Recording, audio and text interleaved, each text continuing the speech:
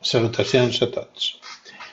Anem a començar amb una presentació introductòria del nivell compètic inicial de la competència C2, que és la de Tecnologies de la Informació, on es presenten els elements bàsics dels ordinadors i el seu funcionament. Abans de començar amb la presentació, us diré unes quantes característiques generals d'aquestes presentacions. En la primera diapositiva veureu sempre una indicació per ubicar-vos en els ensenyaments i els nivells on originalment estaria aquest contingut, i després un subtítol on hi ha el que serà concretament el contingut bàsic d'aquesta presentació. Llavors, també teniu un enllaç on podreu fer clic per accedir directament, o que el podeu copiar a mà si el voleu tenir apuntat en una llibreta o on sigui per poder accedir ràpid. També podeu anar a la part inferior dreta per veure directament la presentació a Google Slides, i de manera que quedarà afegida al vostre Google Drive els que heu vist recentment. En aquestes icones d'aquí teniu opcions, no veureu necessàriament totes. Aquí és per sortir del mode pantalla completa. De fet, aquestes presentacions estan pensades perquè es puguin llegir correctament en la pantalla d'un dispositiu mòbil, un telèfon mòbil, un smartphone estàndard. Aquí és per canviar el tipus de punter, del punter d'ordinador a un que es veu més, que és aquest làser que us estic mostrant ara. I aquí podeu anar directament a una diapositiva determinada. Cada diapositiva té un títol, alguns títols estan repetits perquè alguns continguts necessiten més d'una diapositiva. I també podeu anar avançant endavant i endarrere amb aquestes fletxes. Si doneu clic aquí a reprodueix, la reproducció es farà automàticament. És una reproducció que hem configurat una mica lenta perquè estigui mig minut amb cada diapositiva. Per tant, per molt que li estigueu reproduint, sempre podreu donar-li als botons següent o anterior perquè pugueu anar més de pressa o repassar el contingut que no us hagi quedat prou clar. També és important que penseu que algunes diapositives es carreguen per parts i, depenent de la velocitat de la connexió, poden carregar-se una mica lentes. Per tant, tinguem una miqueta de paciència. I comencem amb aquesta primera presentació. Com veieu, anirà de què és això de les tecnologies de la informació i una mica veure què és això dels ordinadors. Els conceptes bàsics. Les tecnologies de la informació, així sense més, també IT en anglès, són eines que faciliten tota una sèrie d'operacions: creació, gestió, anàlisi, manipulació, modificació, és a dir, processament o també intercanvi d'aquesta informació, per tant, comunicació de la informació. És a dir, són eines que serveixen per fer coses amb la informació. Bàsicament, processar-la i comunicar-la o intercanviar-la. Dels tipus d'intercanvis o interaccions que poden anar mediats per tecnologia, tenim els que es poden produir entre usuaris diferents, entre usuaris i els seus dispositius, de manera que alguns dispositius poden ser servits per diferents usuaris, i fins i tot comunicacions entre dispositius sense necessitat d'intervenció de l'usuari. Això és el conjunt de comunicacions de què parlem quan parlem de les tecnologies de la informació.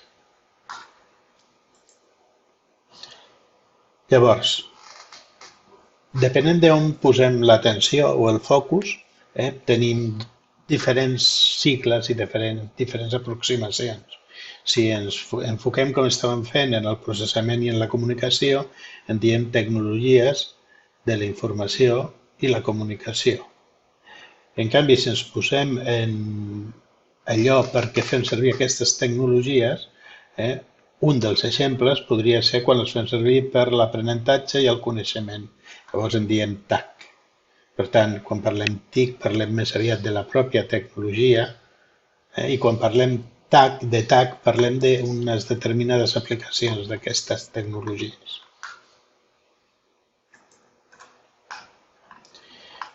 Què és això de la societat de la informació? Doncs entre la societat en la que vivim i les tecnologies es produeix un solapament on s'influeixen mútuament i això és la societat de la informació.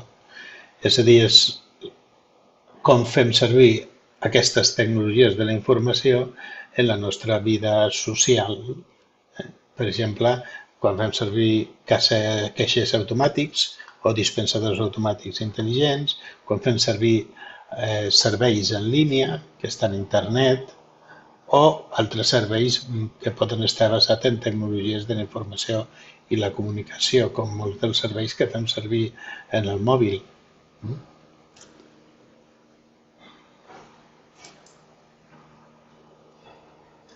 Serveis en línia que podem trobar, doncs, banca, salut, gestions i tràmits administratius, teletreball, cerca de feina, consum audiovisual, no direm marques, compres en supermercats o d'electrodomèstics o de la pròpia tecnologia, etc.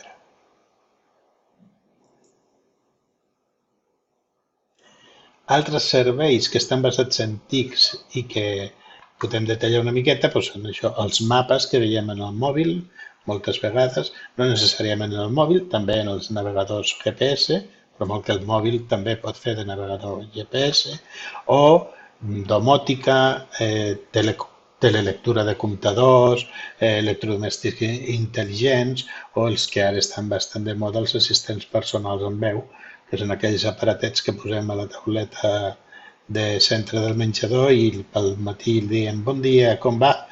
I ens contesten amb el resum del que ens espera durant el dia, les notícies o allò que tinguem configurat.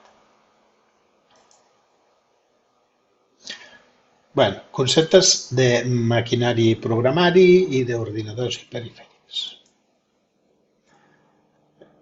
Maquinari és el que en anglès en diuen hardware i programari és el que en anglès en diuen software. El maquinari són els elements físics, són les màquines, però les màquines no saben què fer. Llavors se'ls ha de dir mitjançant unes instruccions, que són el programari. El programari, que en anglès li diuen software, són aquestes instruccions lògiques que, clar, per portar a terme les feines aquestes concretes que volem que facin les màquines, doncs necessita de la màquina que executi aquestes instruccions. Per tant, són interdependents.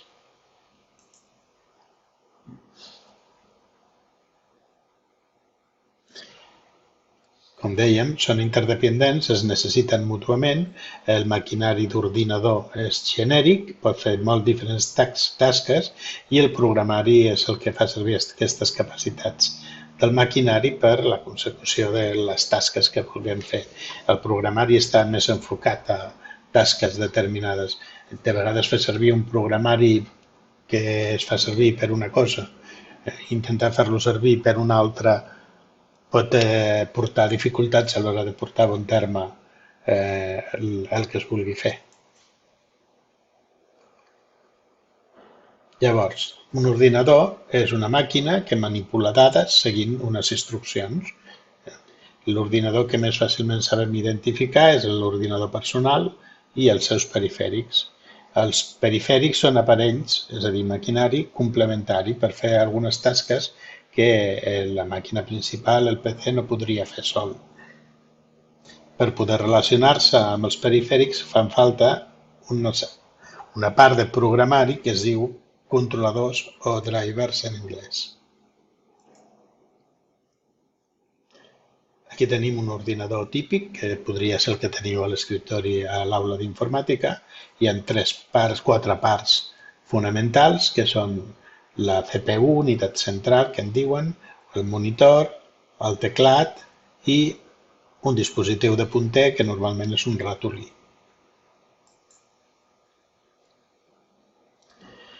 Pròpiament l'ordinador és la unitat central.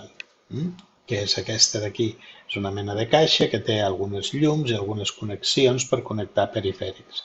Alguns perifèrics ja estan a dins integrats, com per exemple veurem el lector de CDs que està aquí, ja està integrat, o la targeta de so que té aquí les seves sortides també està integrada, o la targeta gràfica, la targeta que serveix per comunicar-se amb el monitor, que està també aquí, o la targeta de xarxa per comunicar-se en xarxa i amb internet, que és aquest endoll que tenim aquí, i evidentment l'endoll de corrent, fonamental. Com veieu, l'enregistrador de CD o de DVD, connexions que es diuen USB, les que són blaves són USB 3, una versió més avançada, connexió de micròfons, d'auriculars, connectors PS2, que ja avui dia es podria prescindir en la majoria de casos, igual que el del connector sèrie, en molts casos es pot prescindir. Però el cable de xarxa cada vegada és més important, malgrat que hi hagi l'opció de connexió a les xarxes Wi-Fi, és més ràpida habitualment una connexió de cable. Aquí és on podem connectar un monitor de tipus VGA, però fins i tot monitors digitals o fins i tot televisors es poden connectar a través del port aquest HDMI. I també tenim aquí darrere una sèrie de connectors de tipus USB que són molt freqüents. Aquí tenim el connector de corrent, que és molt important, perquè el cable de corrent ha d'estar endollat a la unitat central i a l'endoll de la paret ben fermament, perquè si no arriba la corrent l'aparell no funciona. En els ordinadors que es diuen portàtils estan integrades moltes més coses encara i poden no estar connectats a la corrent si la bateria que porten incorporada té prou càrrega. Quan la bateria es va descarregant, llavors s'ha d'endollar perquè si no s'apagaria en un moment donat. Sobre això farem un parèntesi. És important que sapigueu que les bateries actuals dels mòbils, dels ordinadors, de les tablets, no s'han de gastar del tot abans de posar a carregar, com passava amb les bateries antigues. No, les bateries de liti els hi va més aviat malament que es descarreguin del tot. És millor anar carregant i anar fent servir i tornar a posar a carregar sense deixar que s'acabin d'exhaurir del tot. No tenen l'efecte memòria que tenien les bateries antigues, és a dir, que podeu posar-les a carregar quan vulgueu i habitualment tenen algun dispositiu electrònic per evitar sobrecàrregues a poc raonables que siguin els terminals de telèfon o tablets o ordinadors.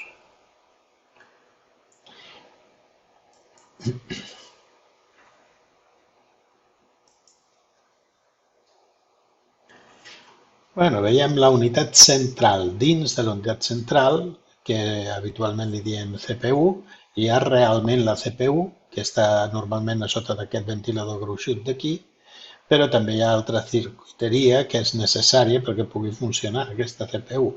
Necessita un espai de memòria RAM, que normalment està aquí sota amagat en aquest cas, i que és el de treball, és volàtil, quan s'apaga l'ordinador s'esborra. I per això fem servir una zona de memòria que és permanent, que és el disc dur. El disc dur pot tenir diferents tecnologies avui dia, però és un aparell que no necessita corrent per guardar les dades i que freqüentment és sensible als cops, especialment quan està funcionant. Per tant, hem d'evitar que s'emporti cops l'ordinador o el portàtil mentre estem treballant, especialment mentre estem guardant fitxers. També porta totes les altres eines, tots els altres circuits per poder connectar-se, tots els altres connectors pels perifèrics diferents que puguis connectar, com monitor, teclat, ratolí, auriculars, micròfon, antenes Wi-Fi, etc. Tot això de per aquí. Ara ho veureu una miqueta més ampliat.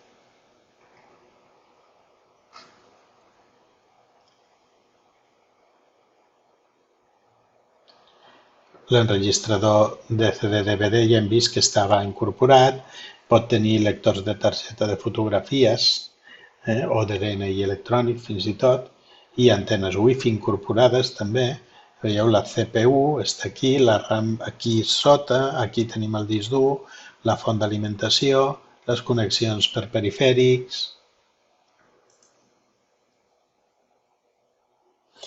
Clar, si la unitat central integra també la pantalla, el teclat i un dispositiu que pugui fer de ratolí, que és el famós touchpad o panel tàctil, eh, i també sovint porta integrats el Wi-Fi, el Bluetooth i el sistema de bateries, normalment per aquí sota. Llavors va en una caixa especial per poder-ho posar tot i que es pugui portar d'un lloc a l'altre. Llavors és quan tenim un ordinador portàtil. També en diuen ultraportàtils quan encara prescindeixen de més coses o les tenen més miniaturitzades i encara són més lleugers, més petits i porten el més bàsic per poder treballar. Aquí veiem una pregunta. Quants ordinadors hi veieu aquí? Bueno, això no és un ordinador, és una llibreta amb el seu bolígraf, uns auriculars, i aquí sí que veieu un ordinador portàtil, clarament, però aquí encara hi ha un altre ordinador. En efecte, el mòbil, l'smartphone, és una altra mena d'ordinador. No li diem ordinador, no té la forma habitual d'un ordinador, però li podríem connectar, fins i tot sense fils, una pantalla més grossa, un teclat, un sistema de punter a part. Podríem convertir-lo pràcticament en un petit microordinador, de fet ho és, i l'únic que passa és que en lloc de fer servir un ratolí, directament movem el dit per la pantalla. Molts dels gestos que fem aquí per controlar el ratolí són equivalents als que fem aquí en el mòbil per controlar el mòbil, com veurem més endavant quan parlem dels ratolins. És a dir, que tenim diferents tipus d'ordinadors que ens podem trobar, ens podem comprar o podem anar a la botiga i veure'ls.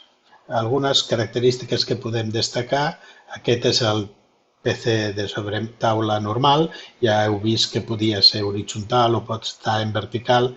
Quan està en vertical li diuen torre. Bueno, és igual, és la CPU, el monitor, el teclat i el ratolí.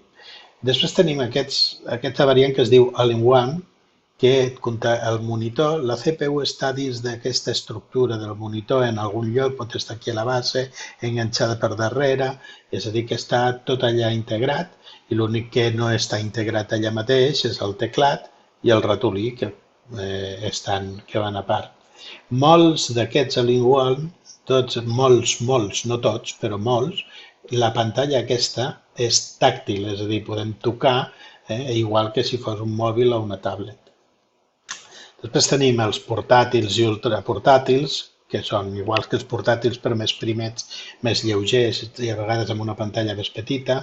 Portàtils pot haver-hi en pantalles força grans, llavors costen una mica de portar perquè pesen, però continuen sent portàtils.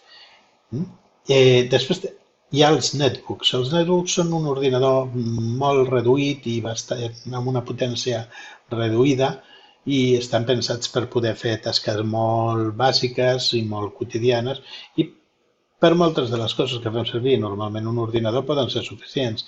L'única cosa que realment és un problema, diguem, per fer-lo servir és que la pantalla sol ser molt petita i llavors costa força de treballar-hi en condicions.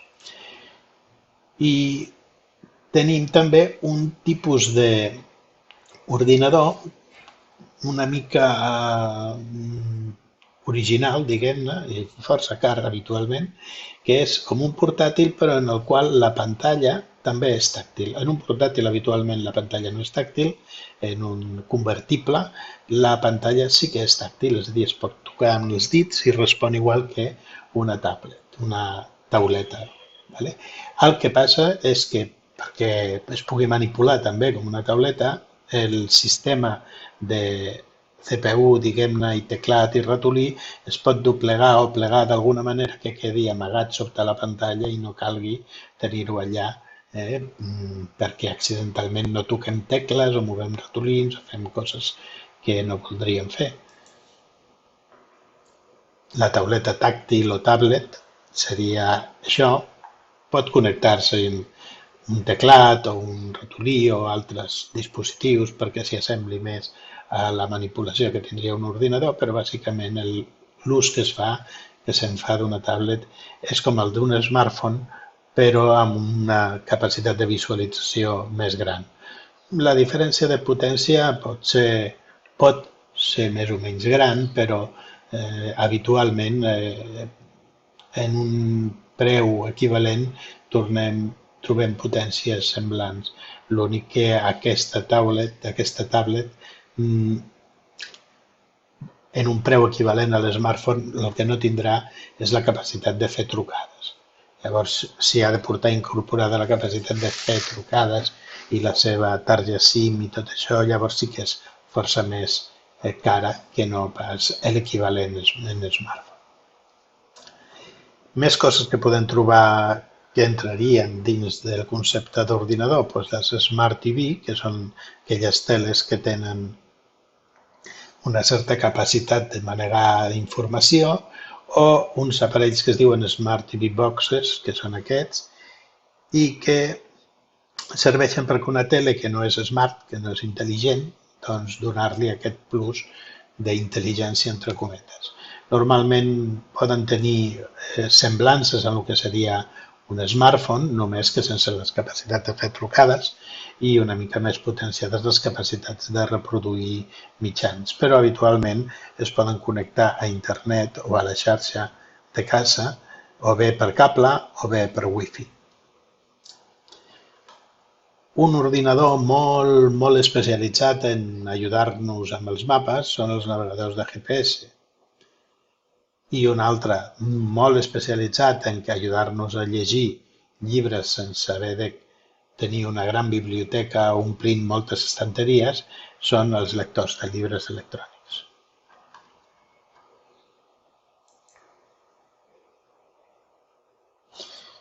També són ordinadors, i potser costa més de veure-ho que ho són, les consoles de jocs de sobretaula i les portàtils. Aquí tenim dos exemples de portàtils, de consoles de joc portàtil, i aquí tenim tres exemples de consoles de joc de sobretaula, diguem, o fixes. També les centrals domòtiques i assistents domòtics intel·ligents, com Alexa, Google Home, Huawei Home, Siri en Apple i els dispositius equivalents d'Apple. I també hi ha algunes, però ara amb el 5G potser augmentarà i n'hi haurà més, els electrodomèstics intel·ligents, neveres, rentadores que t'avisen i fins i tot s'encarreguen de tasques com afegir a la llista de la compra les coses o els consumibles que fan servir que s'estiguin acabant, com per exemple detergents, suavitzants, si tenen precàrregues, o les neveres en les que pots llegir els codis de barres de lo que poses a dins i de lo que et treus, de manera que pot tenir com un petit inventari i avisar-te de quan s'està acabant alguna cosa.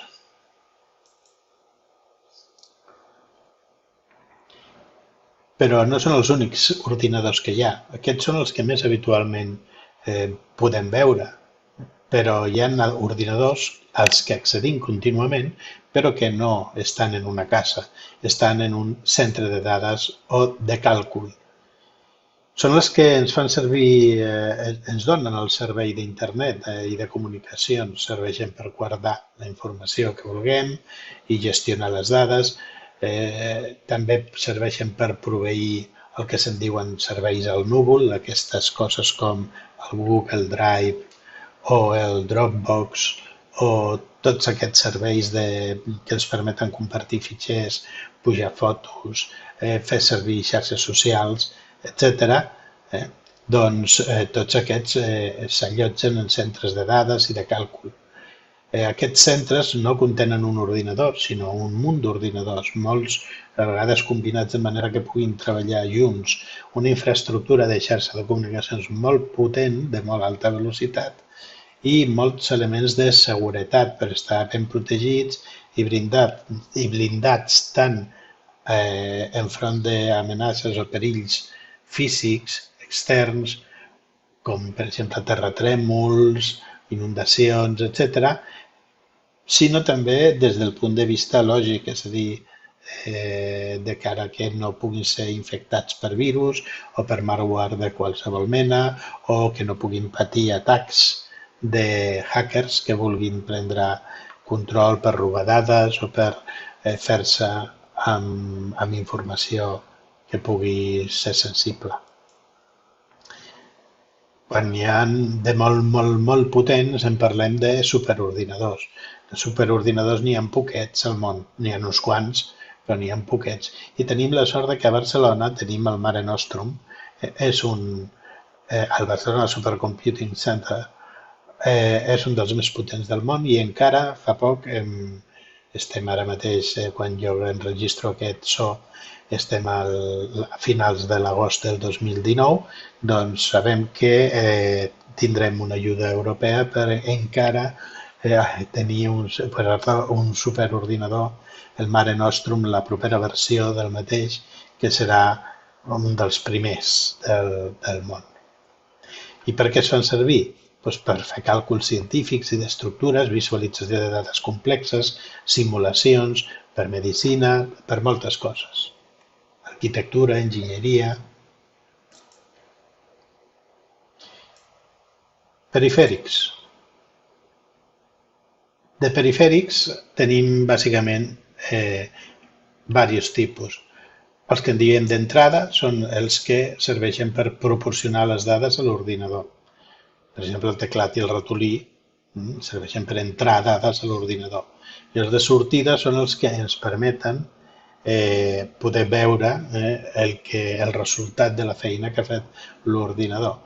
El típic és la pantalla o la impressora. Els primers ordinadors no tenien pantalla i només treien llistats per impressora en paper continu.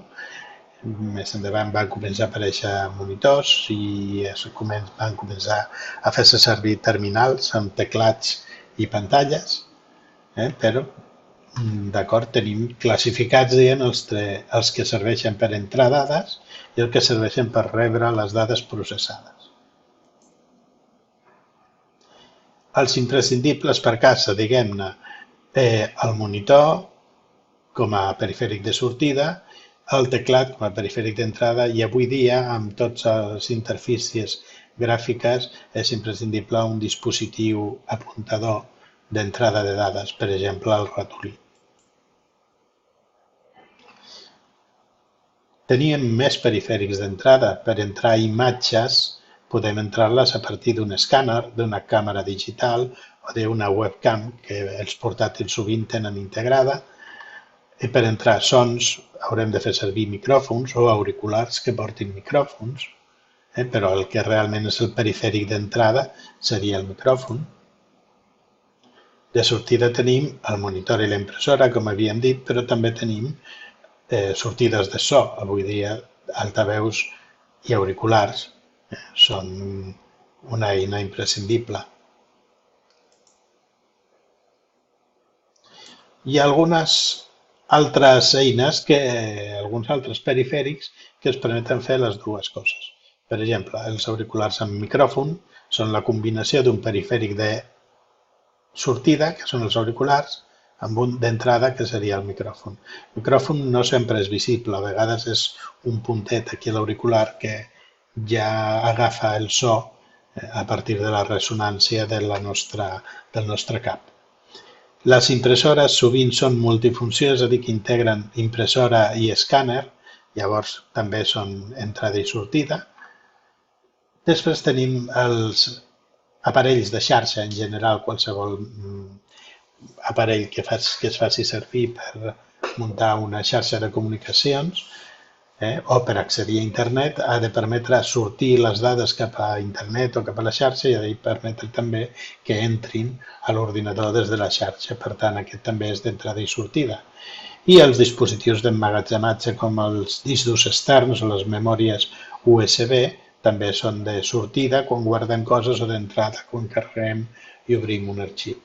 Hi ha altres d'aquesta mena, però cada vegada es fan servir menys.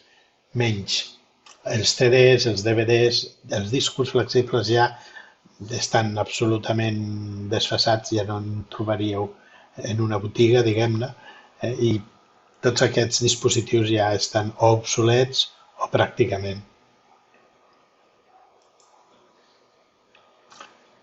On podeu trobar més informació de tot això que hem parlat?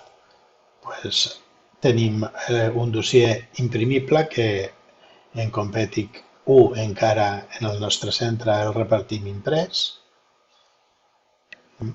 I també teniu els materials ACTIC que hi ha a la web ateneuistec.cat.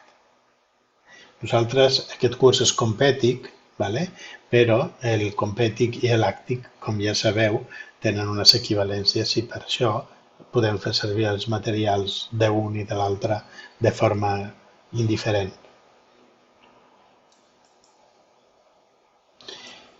Ara hauríeu d'identificar les parts del vostre ordinador personal, concretament el que tingueu ara davant, o a casa, si esteu a casa i teniu ordinador, doncs mirar el vostre ordinador, quines són les seves parts, i sobretot respondre el qüestionari que s'enllaça a continuació a sota d'on veieu aquesta presentació.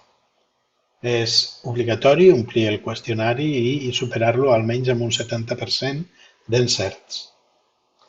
Doncs molt bé, fins la propera presentació.